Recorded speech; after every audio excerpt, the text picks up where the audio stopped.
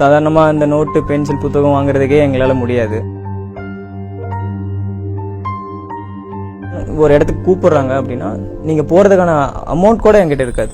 நாளை என்றும் நம் கையில் இல்லை, நாம் யாவும் தேவன் கை பொம்மைகளே.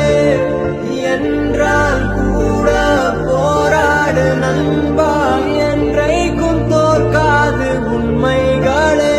தமிழகத்தைச் சேர்ந்த கிரிக்கெட் வீரர் நடராஜன் தமது தனித்திறமையால் IPL போட்டியில் விளையாட தேர்வு செய்யப்பட்டிருக்கிறார்.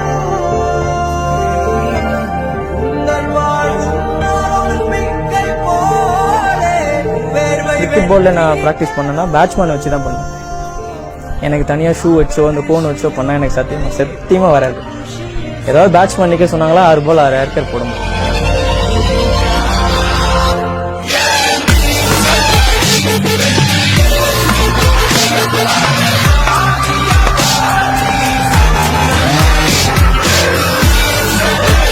We saw Natarajan deliver the old-fashioned classical Yorker. Nobody has nailed those Yorkers in this tournament like Natarajan. It was just brilliant. It's such a rare sight to see.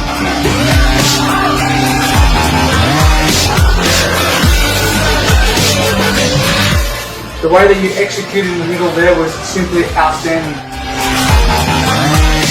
ரொம்ப கஷ்டம்லாம் அனுபவிச்சிட்டோம். சின்ன வாங்கி 6வது இருக்கலாம் நம்ம சாப்பாட்டுக்கே நல்லா தான். அவன் காலேஜ் போவான், 5 ரூபா கொடுப்பான். எனக்கு நினைச்ச அளவுக்கு அவனே உளுந்து இருந்துச்சு. ஓரளவுக்கு காலேஜ் டிகிரி முடித்தான். இதோட எங்கள் அப்பா அம்மாவுக்கு அவ்வளோ ஹாப்பினஸ் கொடுக்க முடியுமான்னு தெரியாது. அவங்களே எதிர்பார்த்துருக்க மாட்டாங்க. பேசிக்காக இன்னொன்று என்ன சொல்கிறேன்னா, என் ஃபேமிலி கிரிக்கெட் தெரியாது. ஒரு பர்சனோட விக்கெட் எடுத்தா நான் ரொம்ப அச்சீவ்மெண்டா நினைப்பேன் அப்படின்னு நினைக்கிறேன். தோனி